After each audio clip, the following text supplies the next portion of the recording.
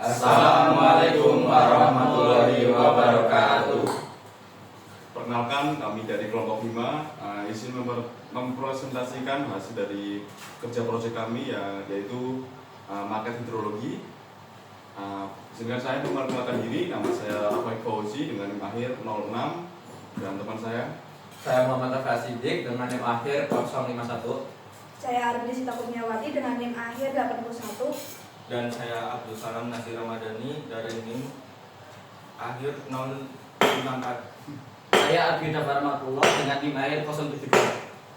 bahan-bahan yang kita pakai ada kayu untuk bahan utamanya, ada styrofoam untuk membuat pegunungan dan sekitarnya, terus ada kaca untuk pembatasnya, dan ada pohon-pohonan replika, dan ada awan itu terbuat dari kapas.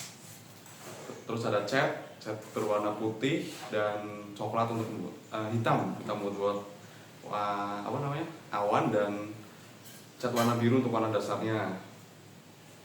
Dalam pembuatan market ada beberapa kesulitan yang kita alami, yaitu yang pertama dalam peralatan itu sangat terbatas karena kita semua tuh anak kos. Terus juga yang kedua dari segi pemotongan kayu atau triplek itu juga kita kesusahan karena alat terbatas juga, dan tidak bisa memotong dengan simetris. Terus pengecatan yang lama karena harus menunggu beberapa hari. Yang ketiga ada pengeleman kaca yang memerlukan beberapa hari untuk kering. Yang pertama yaitu ada evaporasi. Evaporasi merupakan perubahan bentuk cair menjadi gas. Proses ini biasanya terjadi di laut, sungai, danau, dan tanah basah. Yang kedua adalah transpirasi. Transpirasi merupakan proses penguapan air dari tumbuhan, terutama melalui stomata, pori-pori kecil pada daun. Proses ini membantu tumbuhan untuk mengangkut air dan nutrisi dari akar seluruh tumbuhan. Terus yang ketiga ada kondensasi. Kondensasi merupakan proses kebalikan dari evaporasi, yaitu perubahan uap air menjadi air cair. Kondensasi menghasilkan berbagai fenomena seperti pembentukan awan, embun, dan kabut.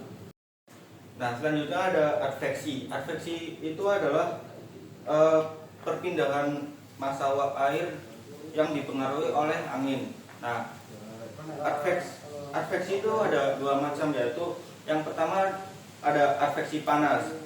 Adveksi panas adalah perpindahan panas dari daerah tropis ke daerah yang lebih dingin, seperti fenomena angin muson. Yang kedua ada adveksi dingin. Adveksi dingin itu perpindahan udara angin dari kutub bergerak ke daerah yang lebih hangat. Nah, misalnya saat musim dingin yang terjadi di Eropa. Kemudian ada presipitasi. Nah, presipitasi itu adalah terjadi karena massa air di awan itu udah terlalu banyak sehingga dijatuhkan ke permukaan oleh pengaruh gravitasi. Setelah hujan turun, tidak semua air akan langsung mengalir ke danau, tapi sebagian air akan meresap ke dalam tanah melalui celah-celah kecil dan pori-pori tanah yang disebut juga sebagai infiltrasi. Setelah air meresap ke dalam tanah melalui infiltrasi, ia akan terus bergerak lebih dalam melalui proses perkolasi.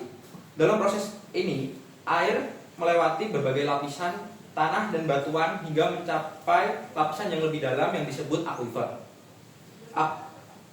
Air akan tersimpan lebih lama dan menjadi sumber air yang akan kita gunakan sehari-hari.